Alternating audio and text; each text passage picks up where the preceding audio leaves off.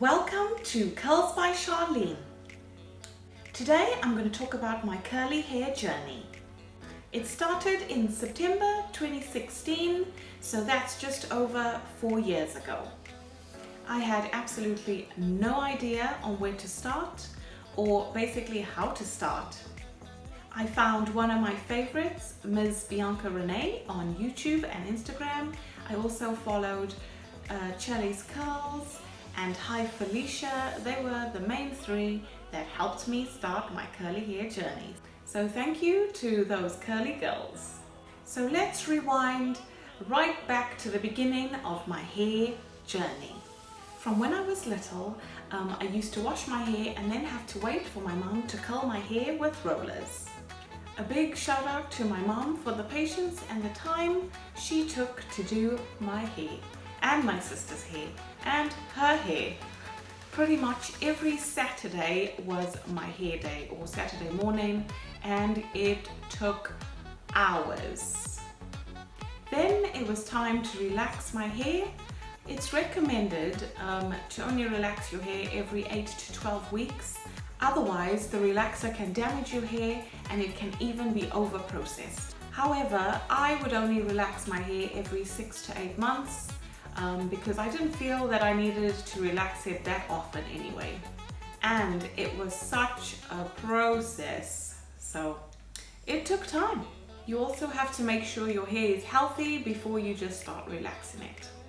I did use hair mayonnaise, which is a protein treatment, but it had silicones, so I didn't even know what silicones were. If you'd like to know more about silicones and sulfates, please click the link below. It takes you to my video on dry and brittle hair and all about silicones and sulfates. So relaxing your hair is basically chemically frying your hair.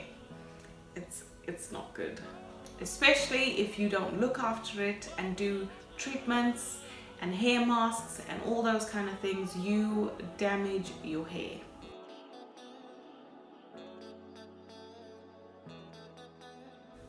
Then I remember meeting one of my cousin's friends. She was doing a wet look and I thought, oh, this is nice, let me give it a try. A wet look is basically our natural hair or curly hair in its natural state. She wet her hair and just used gel to style it, and I absolutely loved her curls. So I tried it myself. Sadly, not knowing much about it, I was like, oh, I don't really want to use gel, so I'll try something different. I decided to use a Radox bubble bath to style my hair. Crazy, I know, but it smelled good and it styled my hair really well.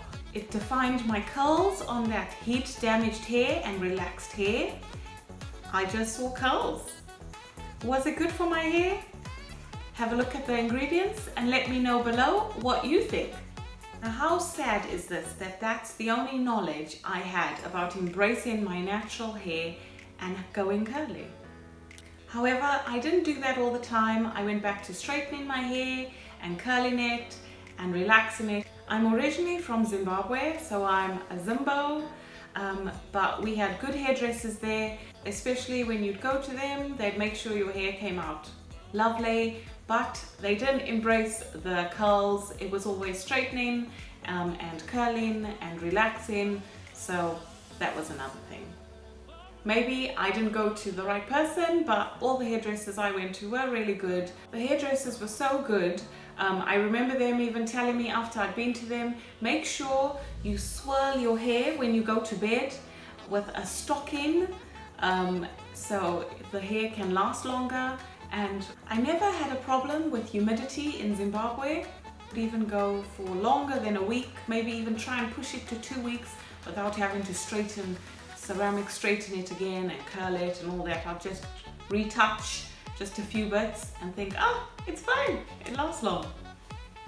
Then we moved to England, and can I tell you about humidity? The humidity in this country is on another level. My hair was drenching all the time. Okay, I know it rains here a lot, but even when it wasn't raining, just the humidity would make you sweat at your scalp, and so your hair would dwinch. Dwinching is a slang word that we use in Zimbabwe for our hair to go frizzy at the roots, and basically you have to do the hair all over again. So when water touches our hair, it naturally wants to go curly. I mean, my hair was telling me all the telltale signs. Stop straightening your hair, just embrace your curls. Oh no, you've got to straighten your hair to look presentable. You've got to make sure your hair looks good. Even a good friend of mine, which is a white girl, she would say, oh, let's do something on Saturday, let's do this. And I'll say, oh, I've got to make sure I need to do my hair first before we go out. And she thought I was making excuses because I wasn't ready to just, get up and go. I was like, actually, my hair takes a few hours and then after that we can do something. She even told me she really couldn't understand what I was talking about until one day when she came over on a Saturday, I think it was a Saturday, and I said to her, you don't mind if I do my hair, do you? And she was like, no, of course not. Little did she know it was going to take a few hours. After that, she was like, wow, I realize what you mean. Your hair takes a long time to do. That's the difference in having different hair types. Our hair is all different. You might think, oh, their hair doesn't take long, but it does. Then I wanted to dye my hair with gold highlights. I went to one of the hairdressers where I live, and she had to do a strand test before she could dye my hair, which is normal. It may even be like one of the Tony and Guy hairdressers. I'm not sure, but it was one of those, really good high brand hairdressers that you think, okay, they know what they're doing, let me go to them. So after she did the hair test, she was like, no, we can't dye your hair. Your hair just falls out, it's breaking. That piece of hair was just breaking. Now, hello to anyone who doesn't have curly hair like mine. Our hair breaks all the time. It's normal. It's not a new thing. It's not anything to be scared about. My hair falls out all the time. It's natural. I have a lot of hair. Now let me tell you, I've dyed my hair before with peroxide, with all sorts of chemicals, and my hair never fell out. So this woman telling me that, okay, if I dye my hair there, she can't guarantee that my hair won't fall out. I mean, fair enough, they have to cover their backs, I understand, but it just showed they don't cater to our type of hair. I had to travel 30 minutes away to find a different hairdresser who was a woman of color who knew a bit more about my hair. This lady said to me, you go and choose what hair dye you want, go buy it, and then come to me and I'll do it for you. So that's exactly what I did. I went, I got my hair dye, I came to her, she dyed my hair, I had gold highlights, my hair didn't fall out, it was perfectly fine.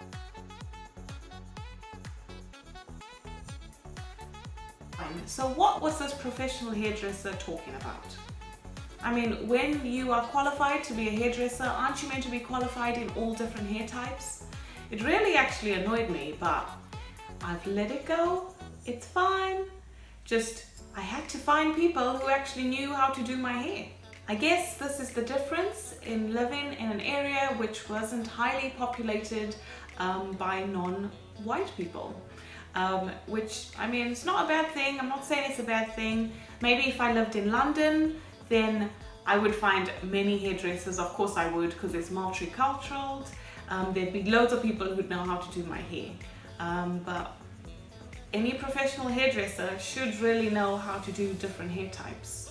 I would have thought so. So in all the years that I've been in this country, which is about 13 years, 12 to 13 years, I've only really been to a hairdresser maybe a handful of times because I've had to learn and cater to my own hair and not rely on people who don't know how to do my hair. Even when I got married, the lady who did my hair, she told me I had to wash, curl, straighten my hair. So I had to basically do all my hair before she could style it. I should have really just done my hair myself. I mean, I was doing everything else. All she did was style it for my wedding. Or I could have gone with my natural curly hair. So I decided, nope, no more. I'm done with straightening my hair. I'm done with curling it. I'm going natural. And from that day on, I decided this is it. That was my turning point. No more. I am going to start my curly hair journey. And let me tell you, the way I felt after I made that decision was so liberating and freeing. I was no longer worried about, oh no, I can't go out because it's raining. I gotta make sure I have an umbrella. I gotta cover my hair. That was all over with. I don't have to conform to look a certain way or appear to look a certain way. Just be happy with my curls and my fro or whatever it is that you have. Embrace the way you look. Be happy with what you've been given. I mean, God's blessed me with these curls. Why haven't I been rocking them? Since September 2016, I straightened my hair once for a friend's wedding in 2017.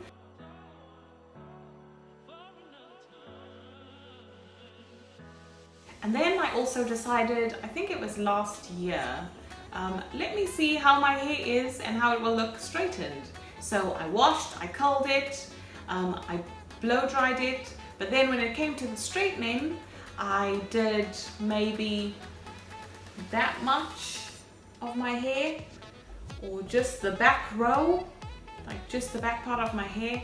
And while I was doing it, I was thinking, why are you doing this? This takes hours, it's damaging your hair. It's just ridiculous. I mean, okay, if you straighten your hair once a year, maybe you won't have that much heat damage. But I hadn't done that in 4 years. What was I doing? What a waste of my time. And it could damage my curls. Why? So I didn't even finish the process. I just stopped doing it and I was like, I don't care. Just leave it like it is. So I never straightened my hair. Now look at my curls. Tell me that I shouldn't be happy with the way my hair looks. Why? I love them. I'm so happy with my curls. I even had an aunt say to me, do you go to work like that? What does that mean? Do you think my job's not going to accept me because of how I look? Sadly, this has happened, isn't it? People don't get those high positions because they don't look the part. Oh no, her hair isn't straight. She doesn't look like a so-and-so. She doesn't look professional. That's nonsense. Get rid of that mentality. The whole stigma of your hair needs to be presentable at work. And who said my hair isn't presentable at work? I'm not conforming to your box of this is presentable. What exactly is presentable to you? Because my hair is curly, it's not presentable? Or because I have an afro? Or because I'm embracing the hair I was blessed with? Let's stop this mentality of having people to look a certain way to get into a certain profession. It's nonsense. It needs to be taken out. Let's embrace the way we look. Let's make this normal. We are all different. We don't have to look the same to have a brain. So from there, I started doing twist outs on my hair, basically to train the curls. I have a video below that shows you exactly step by step how to do it. Tell me about all your stories of how you started your curly hair journey and how it made you feel. Let's embrace the way we look, whether we have curly hair or kinky hair or coily hair or straight hair. Let's be happy with who we are and let's uplift each other.